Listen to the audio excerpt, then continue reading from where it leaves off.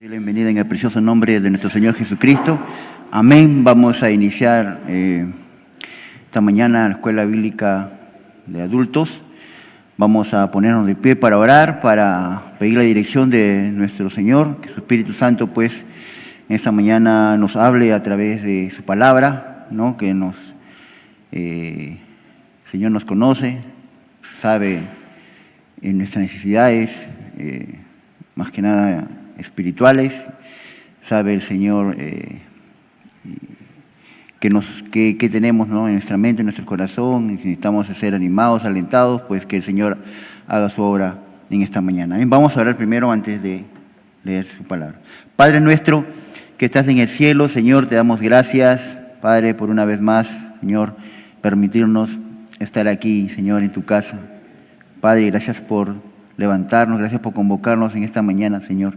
Te pedimos, Señor, en primer lugar, que tú perdones todo pecado, toda transgresión, Señor, que hayamos cometido, Señor. Límpianos, lávanos, Señor, con la sangre preciosa de nuestro Señor Jesucristo, Señor, que fue derramada en la cruz para el perdón de nuestros pecados. Señor, que en esta mañana, Padre, tú, a través de tu Santo Espíritu, Señor, puedas hablarnos, puedas, Señor, ministrarnos a cada uno, Señor, que tú derrames sabiduría sobre cada uno de nosotros, Señor, para poder comprender, para poder entender, Señor, tu palabra. Prepara nuestros corazones, Señor, como la tierra que prepara el labrador, Señor, para echar la semilla y que dé fruto, Señor, al 30, 60, al 100 por uno, Señor. Pero sobre todo, Señor, ayúdanos a poderlo aplicar, Señor, esta palabra en nuestras vidas, Señor. Te pido también especial, Señor, que seas tú en esta mañana dirigiéndome, Señor, usando mis labios. Señor, úsame, Padre, soy solamente un instrumento tuyo, Señor. Purifícame, santifícame, Señor. Te doy gracias, Señor, en el precioso nombre de tu Hijo Jesús. Amén y amén. Entonces, hermanos, vamos a abrir nuestras Biblias. Estamos estudiando, ¿no? Ya, primera de Pedro, la primera epístola del apóstol Pedro. Estamos en el capítulo 1, y en esta mañana vamos a ver del versículo 13 al 17. Amén. La palabra del Señor se lee en el nombre del Padre, del Hijo y del Santo Espíritu. Amén. La palabra del Señor dice: por tanto, ceñid los lomos de vuestro entendimiento, sed sobrios y esperar por completo en la gracia que se os traerá cuando Jesucristo sea manifestado. Como hijos obedientes, no os conforméis a los deseos que antes teníais estando en vuestra ignorancia, sino como aquel que os llamó es santo, sed también vosotros santos en toda vuestra manera de vivir. Porque escrito está: sed santos, porque yo soy santo. Y si invocáis por Padre a aquel que sin acepción de personas juzga según la obra de cada uno, conducíos en temor todo el tiempo de vuestra peregrinación. Amén. Tomen asiento, hermano. Entonces, como les dije, estamos ya varias semanas estudiando esta primera epístola del apóstol Pedro. Y la semana pasada, en la última oportunidad que estuvo nuestro hermano Steven, vimos los versículos anteriores a ello, ¿no? Y recordemos que esta carta del apóstol Pedro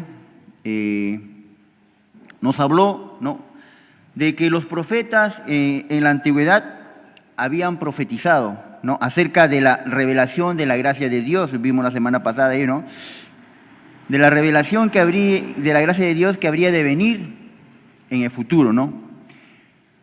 Una revelación que el mismo Espíritu les decía a estos profetas, pero que no la estaban administrando para ellos mismos, sino para los que habrían de venir tiempo después, ¿no? Y esta revelación de la gracia de Dios que a estos profetas se les negó, a nosotros nos ha sido concedida. Es decir, a nosotros que hemos alcanzado, ¿no?, en estos últimos tiempos, somos los que hemos llegado a comprender, ¿no?, aquellos que los profetas tal vez no entendían, ¿no? Solo ellos hablaban, ¿no? Profetizaban lo que el Señor les decía. Ellos, en obediencia, ellos decían lo que en visiones muchas veces veían, ¿no? Pero tal vez no entendían lo que estaban diciendo, pero lo profetizaban, ¿no? Entonces, aunque fueron ellos mismos quienes lo anunciaron, ¿no? Pero no lo entendieron. Pero no solamente está el hecho de que los profetas que lo anunciaron, sino que el Espíritu Santo, dice, lo validó todo ello, ¿no? Y concluimos la semana pasada cuando decíamos que incluso los ángeles, decía nuestro hermano Steven, que los ángeles anhelaban, aunque sea dar un vistazo, ¿no? De esta salvación que el Señor había preparado, ¿no? Y que constituye pues un privilegio, ¿no? Que no se puede comparar con nada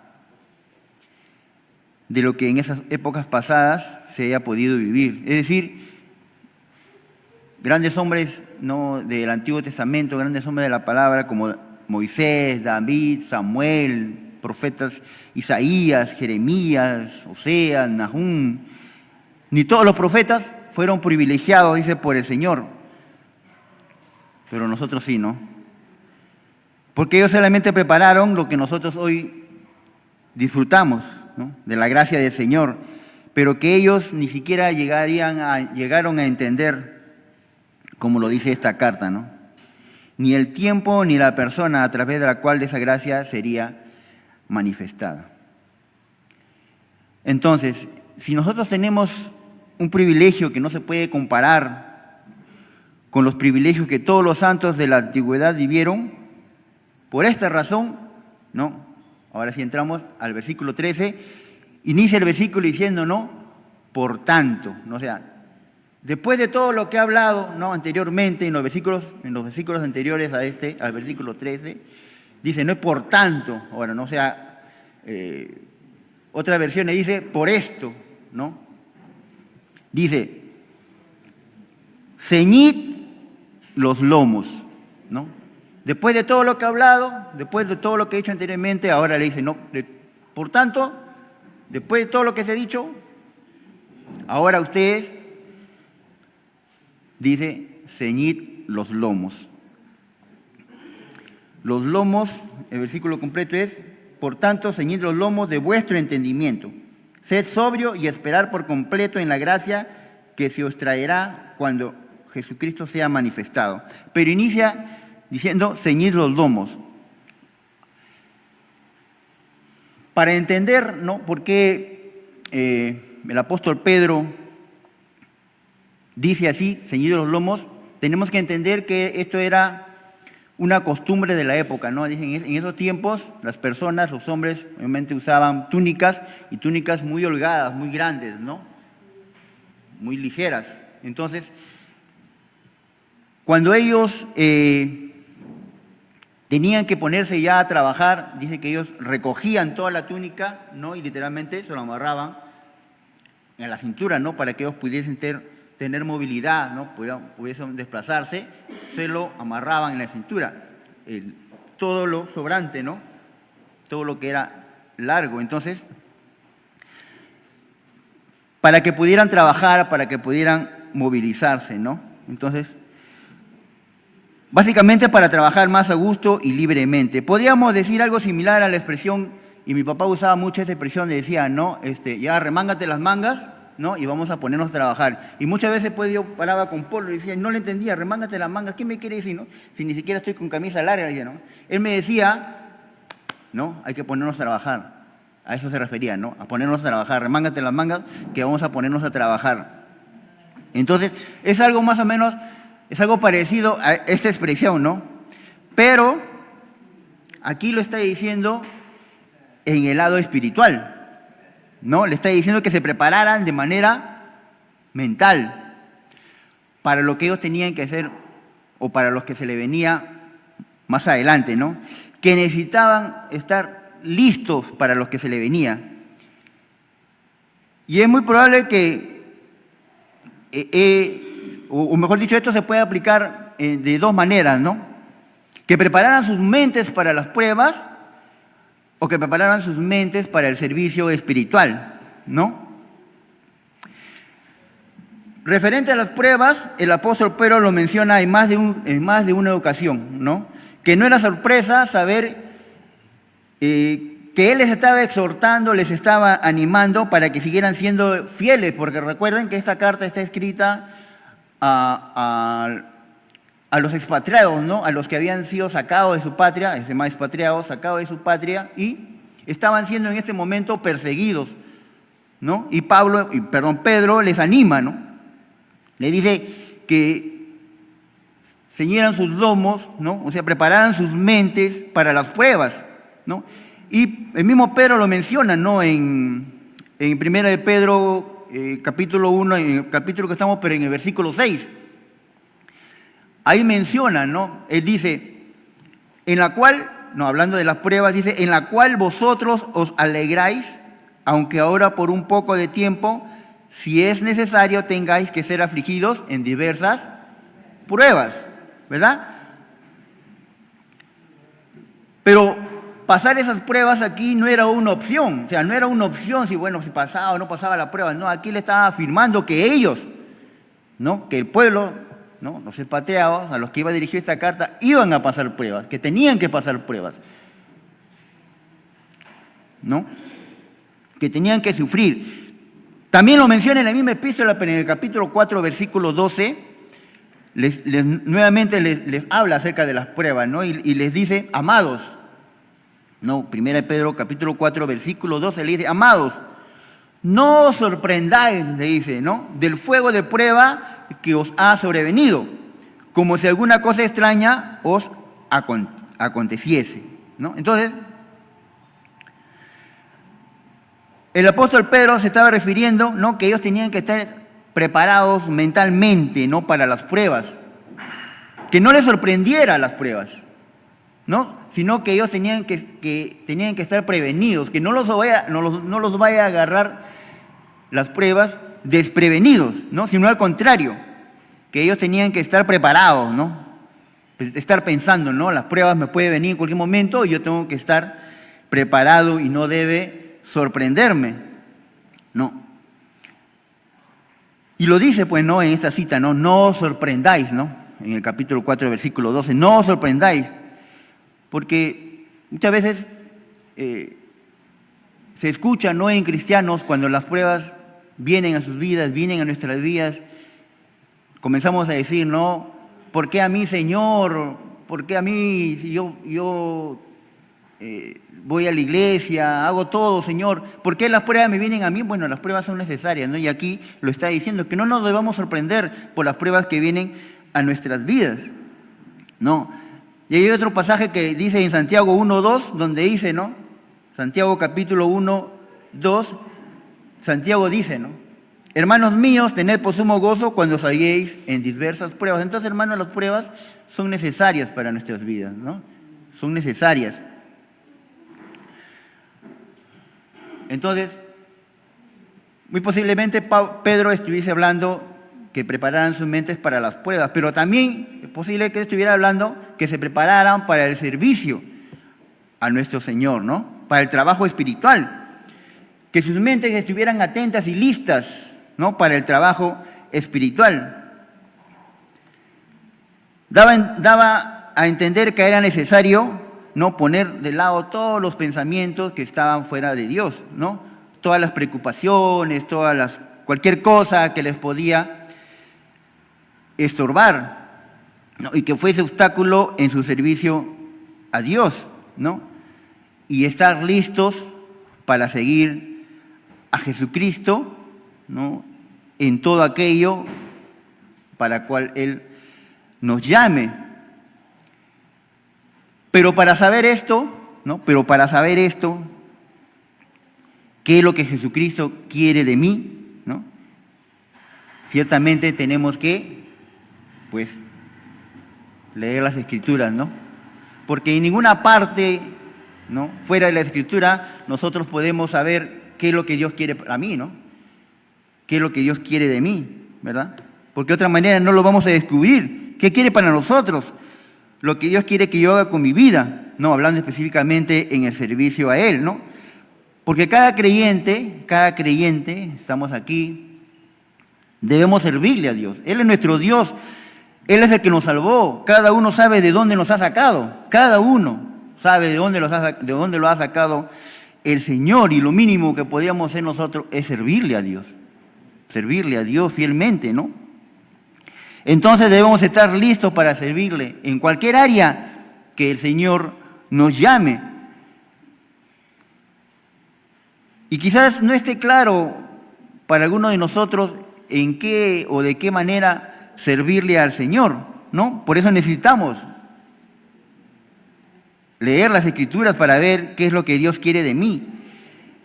Porque ciertamente no vamos a encontrar, pues no, el llamado de parte de Dios, de su voluntad, fuera de las Escrituras, ¿no?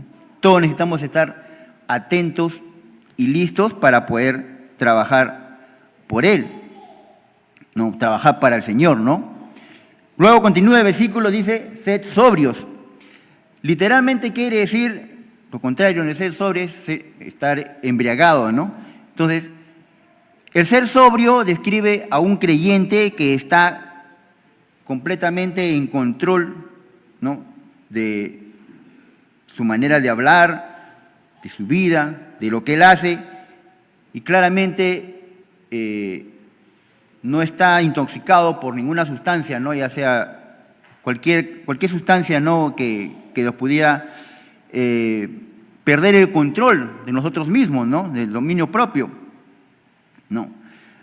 Cuando uno está intoxicado con alguna droga, ¿no? Eso afecta a nuestra mente, no nos deja pensar bien y de cierta manera esa droga nos controla, ya sea temporalmente o por un periodo largo.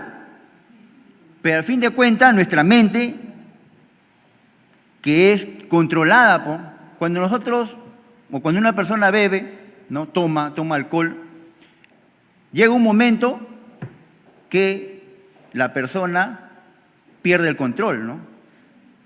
¿Quién toma el control de todos sus actos, de su manera de hablar, de su manera de comportarse, ¿no? El alcohol, ¿verdad? El alcohol toma el control, él ya pierde toda voluntad.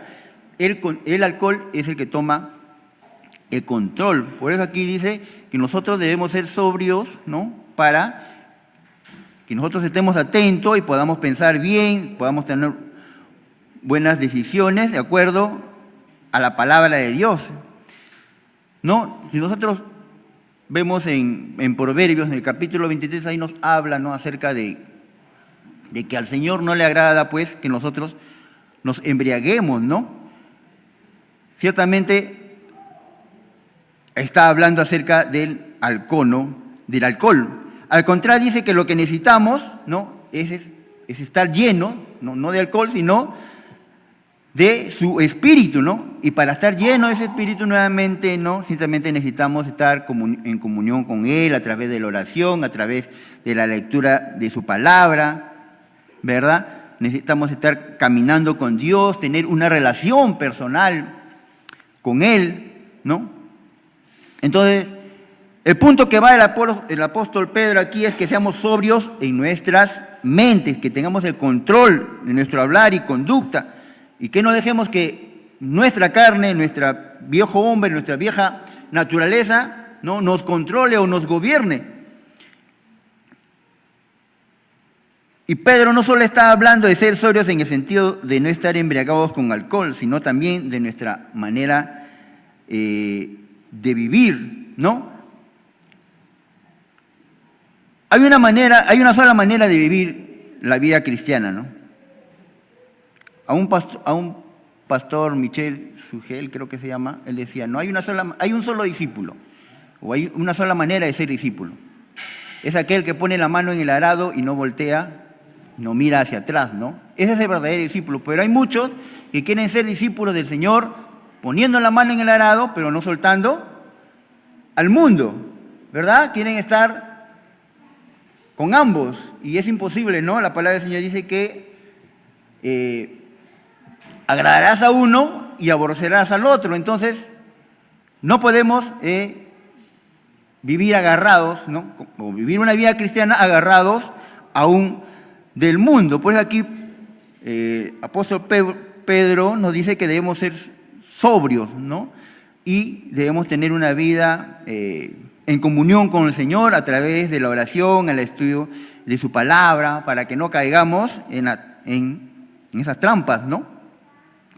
Y en la última parte del versículo 13 dice, ¿no? Y esperar por completo en la gracia que os traerá cuando Jesucristo sea manifestado. Aquí la palabra esperar, ¿no? Del texto podría leerse mejor en otras traducciones que dice, ¿no?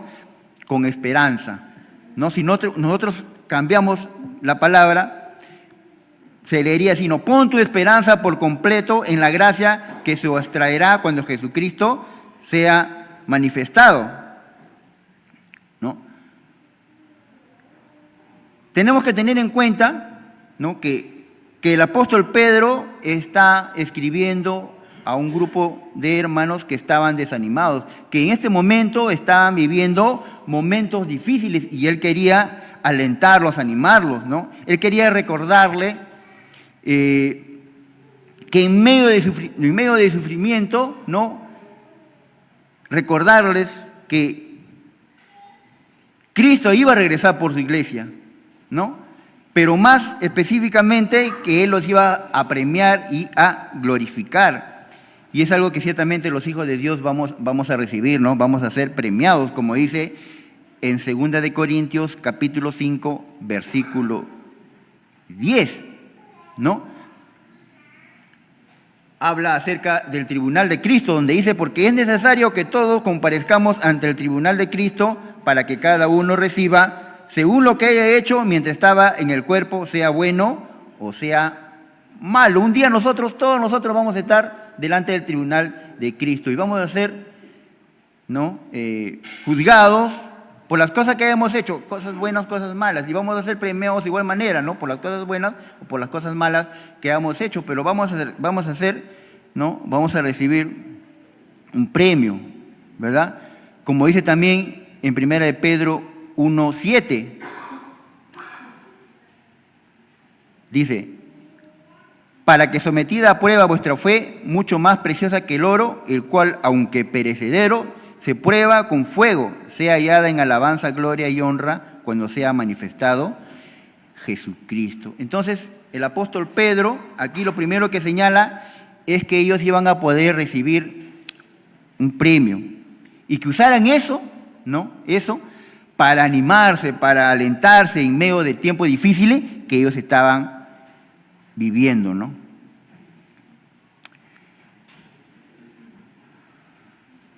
Luego en el versículo 14 dice, ¿no? Como hijos obedientes, no os conforméis a los deseos que antes tenías estando en vuestra ignorancia.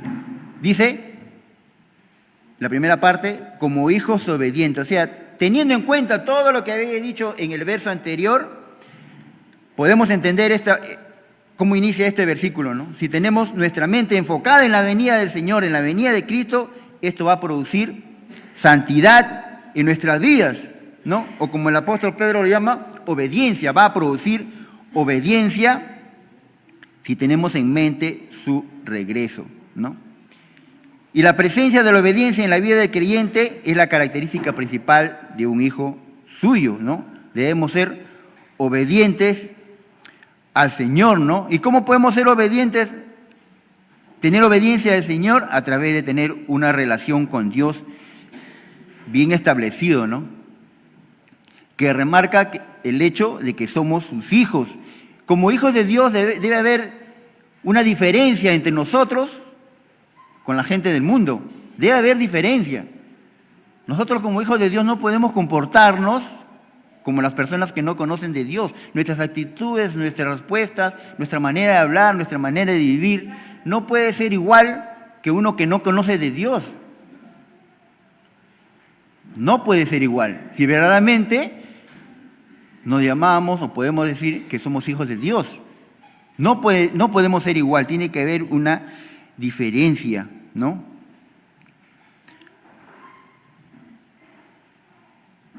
Debemos ser obedientes a Dios. Ahora, ¿es decir que el creyente no desobedece a Dios? Claro que sí, ¿no? De repente podemos caer, podemos desobedecer a Dios porque no somos perfectos, ¿no? Aún estamos en esta carne y podemos caer, ¿no? Pero, ¿qué dice en 1 Juan 1:9? Es un versículo conocido, ¿no? Que si confesamos nuestros pecados, ¿qué dice? Que Él es ¿qué? Él es fiel y justo para perdonarnos. Y no solo para perdonarnos, sino dice, para limpiarnos de toda maldad. Entonces, hermanos, este versículo nos debe ayudar a entender la necesidad de que si nosotros desobedecemos, nosotros caemos, tropezamos, debemos ir inmediatamente al Señor, pedirle perdón para que no haya ningún obstáculo, ¿no?, que nos impida a nosotros poderle agradar a Dios, poderle servirle a Dios. Porque lleno de pecado no podemos servir a Dios, no le agradamos a Dios, ¿no? Pero tenemos ahí, como dice en el 1 de Juan 1:9, ¿no?, que tenemos que confesarle a Él, ¿no? Y continúa diciendo, no os conforméis a los deseos que antes tenías estando en vuestra ignorancia. ¿A qué se refiere con no os conforméis? Hermanos, no sé si ustedes habrán visto por YouTube, por Facebook, cómo hacen, ¿no?, los moldes de plástico, por ejemplo, ¿no? Las malacías, los plásticos son, es un plástico que lo meten en un molde, ¿no? Y un molde a presión, ¿no?, caliente, meten un molde y sale, ¿no?, ya sea una silla, un balde, qué sé yo, ¿no?, cualquier producto de plástico, ¿no? O sea, el plástico es metido a un molde. Y muchas veces nosotros, hermanos, como cristianos, en este mundo, también el mundo quiere meternos a su propio molde. Nosotros quiere que como cristianos nos amoldemos a ellos. Por eso, ¿no?, muchas veces somos ignorados, somos insultados, ¿no? Somos menospreciados, ¿verdad? Como cristianos, no, esos cristianos seguían a su vida. No, a mí no me digas de eso, a mí no me hables de eso, no me digas nada de eso, ¿verdad? Ellos quieren seguir en su mundo, ¿no? Y quieren amoldarnos a su mundo.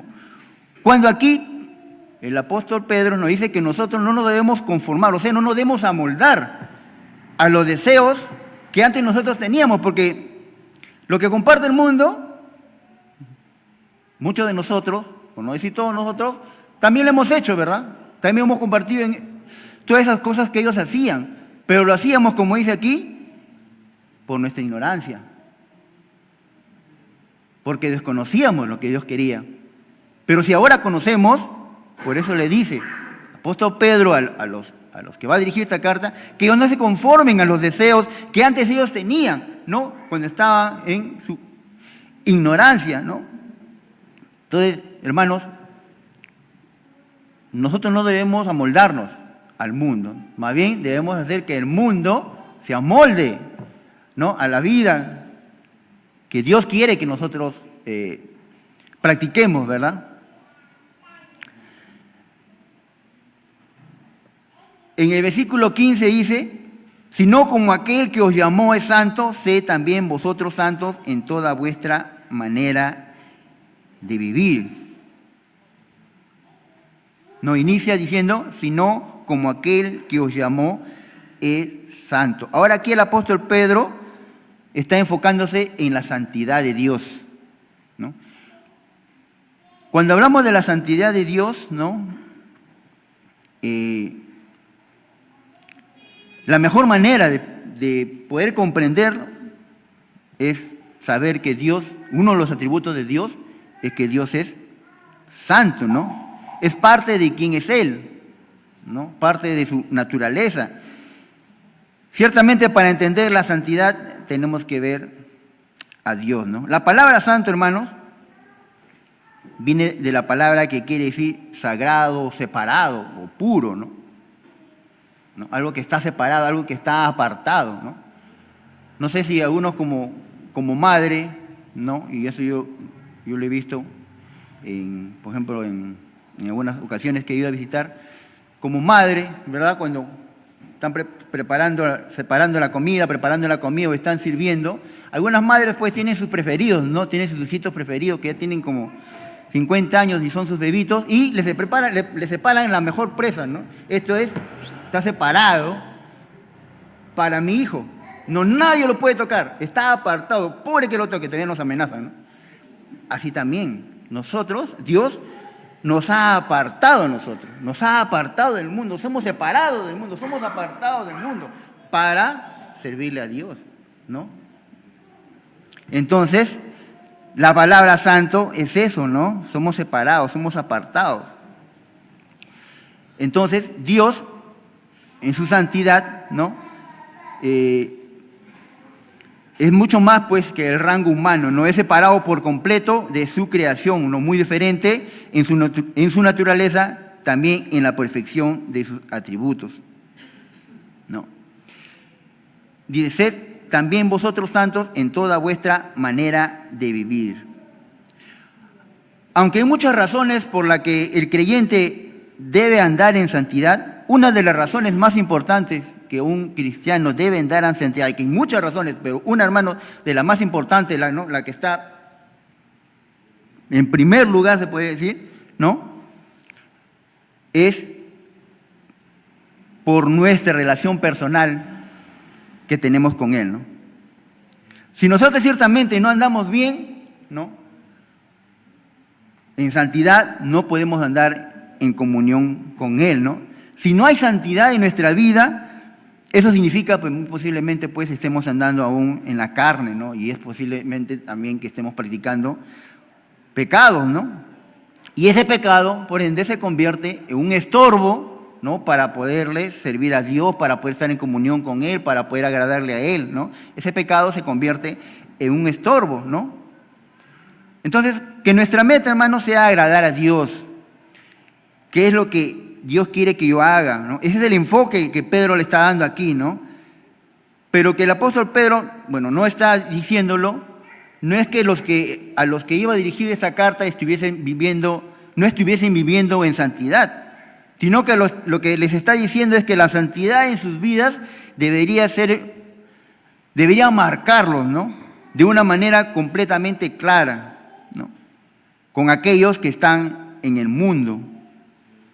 En otras palabras, que ellos fueran completamente conocidos como apartados, separados, santos, ¿no?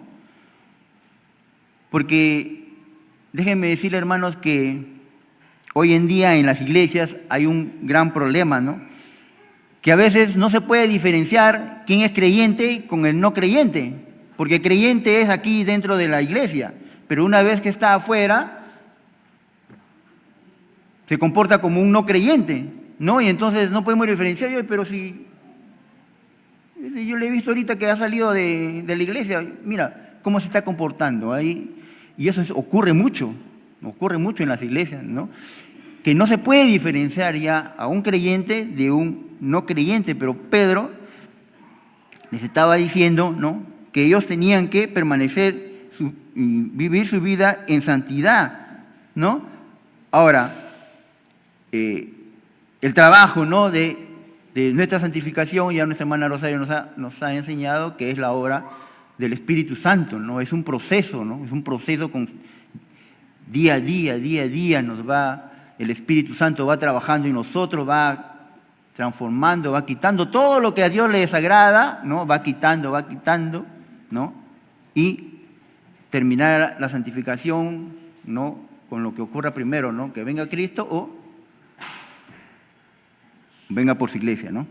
Versículo 16 dice, porque escrito está, sed santos porque yo soy santo. Y esta es una referencia que el apóstol Pedro habla o hace, ¿no? Al Antiguo Testamento, ¿no? Vayamos a Levítico capítulo 20, versículo 26.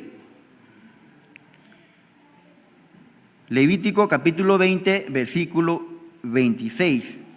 Dice, habéis pues de serme santos, porque yo Jehová soy santos, y os he apartado de los pueblos para que seáis mío. ¿No? Dios había apartado al pueblo de Israel para que sea su pueblo, ¿no? Los había apartado de todos, ¿no? El pueblo de Israel iba a ser su pueblo. Y también en el mismo libro en Levíticos, pero en el capítulo 11, ¿no? En el versículo 44 y 45, también hace referencia a eso mismo, ¿no? Dice, porque yo soy Jehová vuestro Dios, vosotros por tanto os santificaréis y seréis santo. Así que no contaminéis vuestras personas con ningún animal que se arrastre sobre la tierra, porque yo soy Jehová, que os hago subir de la tierra de Egipto para ser vuestro Dios. Seréis pues santos, porque yo soy santo, ¿no? Entonces, vemos aquí, ¿no?, que lo que dice aquí el apóstol Pedro en el versículo 16 es una referencia al Antiguo Testamento, ¿no? Al Antiguo Testamento. Y el versículo 17 dice, y si invocáis por Padre a aquel que sin acepción de personas juzga según la obra de cada uno, conducíos en temor todo el tiempo de vuestra peregrinación. El apóstol Pedro, al decir Padre, se está refiriendo no de manera particular a Dios Padre, como el Padre del universo. No, lo menciona como de una manera familiar, ¿no? Como es la condición de un padre con sus hijos.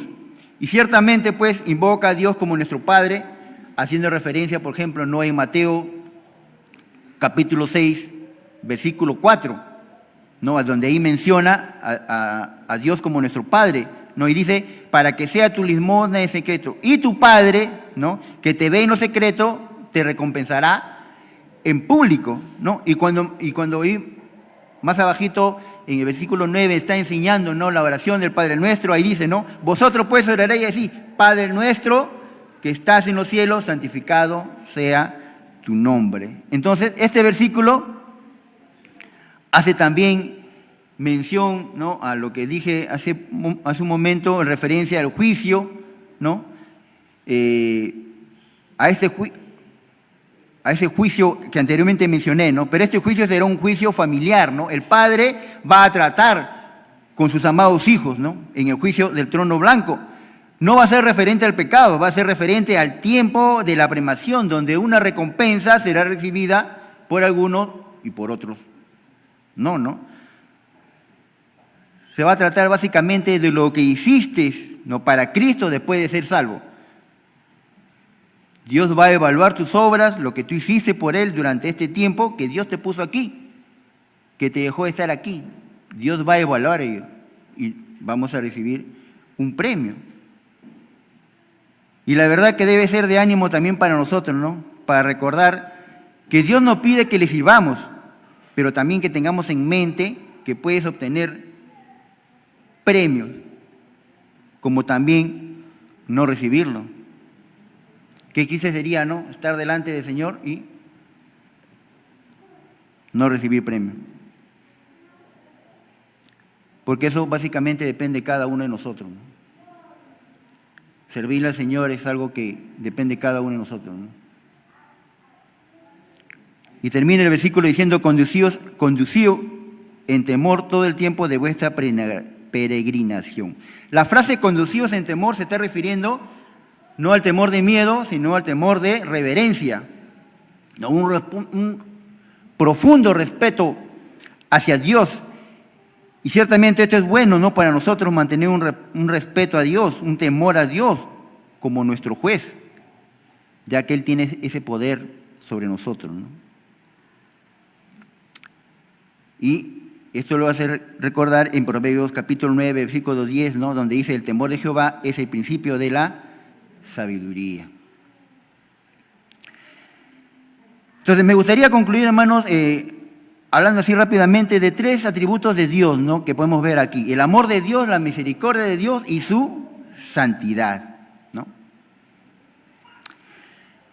El verdadero amor y adoración a Dios están marcados por nuestra comprensión de que Dios es un Padre amoroso y misericordioso para con sus hijos. Pero no debemos olvidar que Él también es santo, que significa que también Él es juez sobre nosotros, ¿no? Y Él es quien nos disciplina, ¿no? El punto es que la forma en que nos conducimos aquí en la tierra, en este tiempo que el Señor nos da, en este tiempo que el Señor nos da aquí, importa y va a importar mucho después, ¿no?, hablando de la eternidad.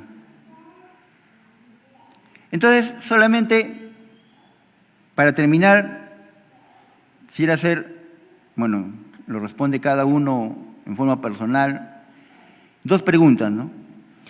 ¿Está presente la santidad de Dios en tu vida? ¿Está presente la santidad en tu vida?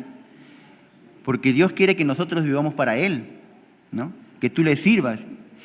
Hoy muy a menudo escuchamos decirnos, no, te invitan a servir al Señor, no, ahorita no puedo, tengo que estudiar, tengo que trabajar, tengo mucho trabajo, no puedo, más adelante. Como si el tiempo nos perteneciera a nosotros, ¿no? El Señor decide en qué momento nosotros nos retiramos, nosotros nos vamos, o el Señor nos lleva, ¿verdad? El tiempo es de Dios. Entonces, nosotros tenemos que servir a Dios ya, ¿no? No cuando yo quiero. Porque si voy a esperar yo a tener el tiempo, nunca le voy a servir, ¿verdad? Porque siempre somos personas que trabajamos, personas que estudian, algunos están ocupados. Entonces, si yo voy a esperar a estar libre, ¿cuándo le voy a servir al Señor? Nunca, ¿no? Entonces, sirvámonos hoy, pero más que todos, seamos conscientes que Dios quiere que vivamos en santidad, que caminemos en santidad. Como dije antes, no perfectos, no somos perfectos, igual que en la obediencia no somos perfectos, en santidad tampoco, ¿no? Porque le vamos a fallar, pero cuando fallemos, como dice en 1 Juan, vayamos a Dios, ¿no? Entonces, la santidad de Dios debe estar presente en nuestras vidas. Y la segunda pregunta sería, ¿estamos esperando premio al final de nuestra vida? Porque podemos decir, no, yo soy salvo, y bueno, y gloria a Dios, no soy salvo. Gloria a Dios que de un día nos encontró, y a mí también podría contarnos de dónde me ha sacado el Señor, pero ese no es el fin, ¿no? Es de ahí, ¿no?, que el Señor nos encuentra, nos saca de ese lugar donde hemos estado, ¿no?, y nos da una vida para poderle servir a Él, ¿no? Dios te va a permitir vivir antes de que tú estés con Él, ¿no? Que nosotros podamos servirle, que podamos serle útil a Él. Qué triste sería que tú te presentes delante de Él, como dije hace un momento, y no recibamos ningún premio. Entonces, hermanos, les exhorto, ¿no?, les animo, les aliento a que trabajemos para el Señor donde quiera que nos toque hacerlo. Como decía en la semana pasada el hermano Steven, ¿no? No todos van a estar aquí adelante, no todos van a ser maestros de escuela bíblica, no todos van a enseñar a los niños, no todos, pero sí todos podemos servirle de una u otra manera donde el Señor nos lleve, en nuestro trabajo, en nuestro centro de estudio, en el mercado, cuando hay una reunión familiar, donde quiera, porque todos hermanos, todos los que estamos aquí, estamos llamados a servir al Señor, todos, ¿no? Entonces, les animo, les exhorto a que trabajemos para el Señor donde quiera que nos toque hacerlo, pero sobre todo, hermanos, que Dios nos ayude, ¿no?, a poder aplicar las cosas que nosotros escuchamos, ¿no?, y las cosas que nos enseña, a poder aplicar en nuestra vida, a que se pueda hacer carne en nuestra vida, a que podamos obedecerlo, como hijos obedientes que somos, hacerlo, ¿no?, a cumplirlo. Lo más difícil, ¿no?, de todo ello, para mí mismo, es poder aplicar lo que uno enseña, ¿no?, lo que uno escucha. Lo difícil es eso, ¿no?, aplicarlo, porque muchas veces aún queremos, ¿no?, hacer nuestra voluntad, pero no debe ser así. No debemos hacer nuestra voluntad, sino la voluntad del Padre, la voluntad que nos ha llamado, ser santos como Él es santo. ¿Amén? ¿Amén, hermanos? Bueno, hasta ahí nos quedamos. Vamos a orar para agradecer al Señor por este tiempo y por su palabra. Padre nuestro que estás en el cielo, Señor, te damos gracias, Padre, por tu palabra, Señor. Al inicio decía, Señor, en la oración inicial, que tú conoces, Señor, nuestro andar, nuestro caminar. Señor, tú conoces en qué estamos adoleciendo, Padre. Señor, tú nos has hablado a través de esta porción de tu palabra, Señor, a que nosotros tenemos que ser hijos obedientes, no tenemos que conformarnos al mundo, Señor. Tenemos que vivir en santidad y ser santos como tú lo eres, Señor. Pero también saber, Señor, de que un día tu Padre vendrás y nos juzgarás, Señor, por las cosas que hemos hecho y también por las que no hemos hecho, Señor. Padre, ayúdanos, Señor, en esta mañana a reconocer, a poder, Señor, servirte, ser útil, Señor, donde tú nos pongas, Padre. Ayúdanos, Señor. Ayúdanos, Señor, que tu Espíritu Santo cada día, Señor, siga obrando en nosotros, nos siga cambiando, nos siga transformando, siga santificándonos, Señor. Porque tu palabra dice, Señor, que sin santidad nadie verá al Señor, nadie te verá, Señor. Entonces, gracias, Señor, por este tiempo, nos permites estar aquí delante tuyo, Señor. Te doy gracias, Señor, en el precioso nombre de tu Hijo Jesús. Amén y amén. Dios los bendiga, hermanos.